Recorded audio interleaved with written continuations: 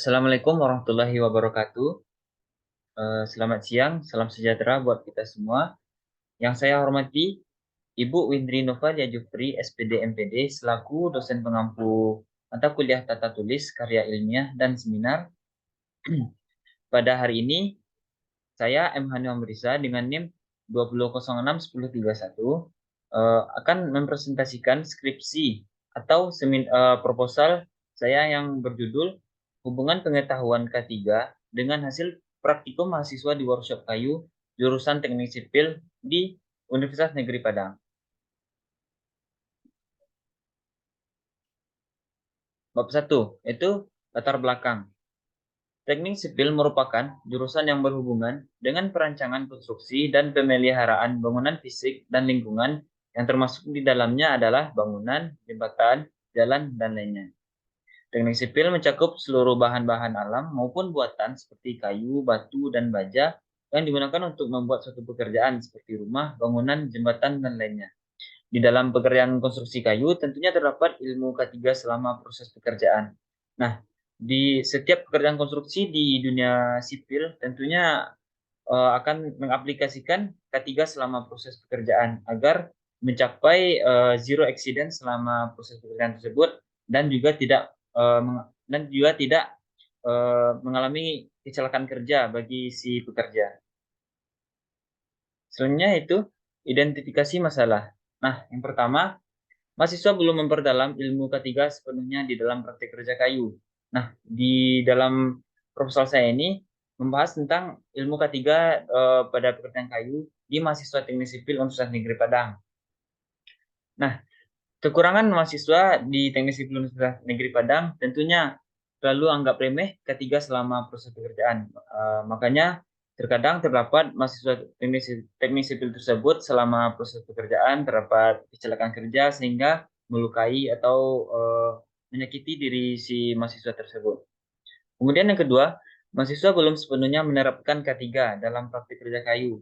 Nah, juga mahasiswa teknik sipil tersebut sudah diberikan materi, sudah diberikan ilmu mengenai K3 selama proses pekerjaan kayu, namun mahasiswa tersebut masih sepele, masih menganggap tidak perlu K3 selama proses pekerjaan kayu. Nah, yang ketiga, mahasiswa kurang peduli akan pentingnya K3 dalam praktik kerja kayu. Nah, maksudnya kurang peduli itu akan bahaya pada dirinya. Nah, tentunya itu yang harus diingatkan sebagai dosen atau sebagai teknisi kepada mahasiswa agar mengingatkan akan pentingnya K3 selama proses pekerjaan kayu. Dan terakhir yaitu mahasiswa belum terlalu paham akan dampak jika tidak menerapkan K3. Nah, sebenarnya dalam ilmu K3 sudah dijelaskan bahaya akan jika misalkan tidak menerapkan K3 selama proses pekerjaan, apakah itu terjadi luka dan sebagainya. Namun ya mahasiswa masih belum terlalu paham akan dampak jika tidak menerapkan K3. Nah, selanjutnya untuk batasan masalah. Penelitian ini dipusatkan pada permasalahan tentang kelalaian mahasiswa mengenai K3 selama praktik kerja kayu seperti yang saya sampaikan sebelum ini. Nah, selanjutnya masuk ke tujuan penelitian. Penelitian ini bertujuan untuk mengetahui wawasan ketiga mahasiswa teknik sipil Universitas Negeri Padang selama praktik kerja kayu.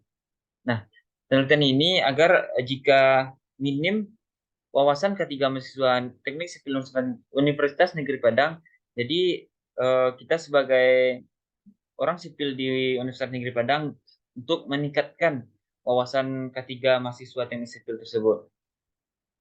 Nah, kita masuk ke manfaat penelitian. Yang pertama, diharapkan mahasiswa memperluas wawasannya tentang K3 di praktik kerja kayu. Dan kedua, setelah mahasiswa mengetahui ilmu-ilmu K3 ini, diharapkan untuk mengaplikasikannya selama praktik kerja kayu. Nah, yang pada poin pertama itu memperluas wawasan. Nah, maksudnya, ya memang seperti yang sampaikan tadi bahwa K3 ini sebenarnya sepele ilmunya, sudah tahu lah kalau mahasiswa teknik sipil akan pentingnya. Namun, di dalam praktek masih banyak yang lalai gitu. Dan juga mahasiswa itu dituntut untuk memperluas wawasan mengenai K3 agar ya terjadi zero accident. Itu yang diharapkan selama proses konstruksi di dunia sipil. Selanjutnya, kita masuk ke bab 2 mengenai kajian teori. Ketiga pada hakikatnya merupakan suatu pengetahuan yang berkaitan dengan dua kegiatan, yaitu upaya keselamatan terhadap keberadaan tenaga kerja dan kondisi kesehatan sebagai akibat adanya penyakit akibat bekerja. Dari definisi tersebut dapat disimpulkan bahwa ketiga ialah sikap dari awal selama hingga akhir kerja atau praktek agar pemakai jasa dan operator yang terlindung keselamatannya serta lingkungannya. Dalam pekerjaan kayu, tentunya harus diaplikasikan semua ilmu ketiga agar tidak terjadinya kecelakaan kerja selama pekerjaan kayu tersebut. Nah, ketiga bukan hanya sekedar keselamatan kerja kepada si pengguna, namun juga keselamatan kepada alat seperti alat pekerjaan kayu kan, seperti gergaji, mesin gergaji, dan yang lainnya. Nah, jika si pekerja tersebut atau mahasiswa teknik sipil lengah dalam menggunakan alat tersebut, bisa saja alat tersebut menjadi rusak dan memakan biaya untuk memperbaikinya. Kemudian, penelitian yang relevan. Nah, pada penelitian yang dilakukan yang bernama Eko Kurniawan dengan judul Pengaruh Pemahaman K3 dan Penguasaan Peralatan Praktik terhadap Hasil Praktik Mahasiswa menunjukkan hasil pemahaman K3 mahasiswa teknik sipil UNP tergolong baik. Nah, maksudnya ini tergolong baik, ya mungkin lewat dari standar. Namun tentunya dalam pekerjaan konstruksi harus zero accident. Ya, memang tidak boleh terjadi kecelakaan. Ya, agar tidak adanya korban selama proses pekerjaan. Soalnya kerangka konseptual. Untuk variabel X-nya kita, kita ambil pengetahuan ketiga mahasiswa dan untuk variabel Y-nya hasil praktikum mahasiswa. Kemudian, hipotesis penelitian. Untuk HA, terdapat pengaruh antara pengetahuan ketiga mahasiswa terhadap hasil kerja kayu, namun kemudian HO tidak terdapat pengaruh antara pengetahuan ketiga mahasiswa dengan hasil praktik kerja kayu. Dan kemudian kita masuk ke bab 3. Yang pertama itu jenis penelitian. Jenis penelitian yang digunakan adalah penelitian kuantitatif. Penelitian kuantitatif merupakan cara penelitian yang dilakukan pada populasi dan sampel tertentu menggunakan instrumen penelitian dan dilakukan dengan tujuan untuk menguji hipotesis yang telah ditetapkan sebelumnya. Nah, maksud untuk saya mengambil penelitian ini kuantitatif yaitu karena sampelnya itu mahasiswa teknik sipil, ya kira-kira seperti orang banyak lah mahasiswa teknik sipil yang akan melakukan praktek kerja kayu yang saya teliti.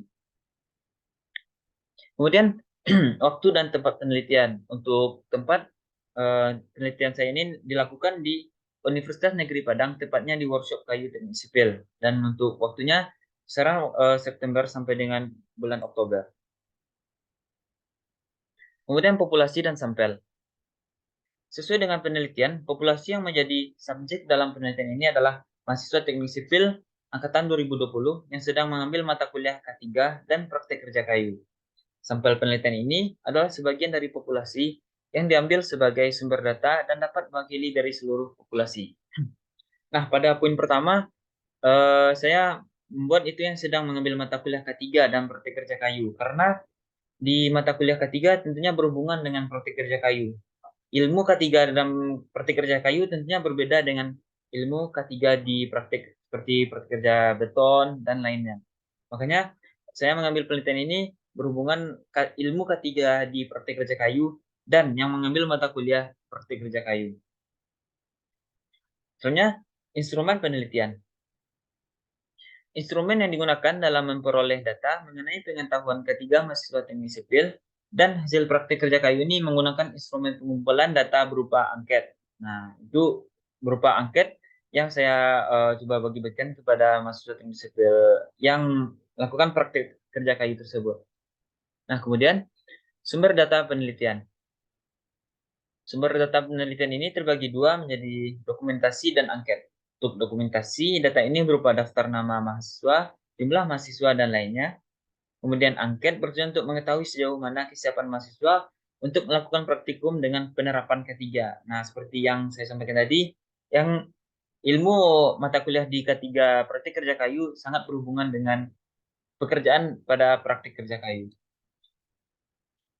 Untuk teknik pengumpulan data, disesuaikan dengan permasalahan yang ada dalam penelitian. Teknik pengumpulan data yang digunakan adalah teknik angket. Nah, untuk data pustaka seperti yang tertera yang di screen ini. Mungkin sekian, terima kasih. Sekian dulu presentasi proposal saya. Mohon maaf apabila ada kesalahan. Wabillahi taufik wal hidayah. Assalamualaikum warahmatullahi wabarakatuh.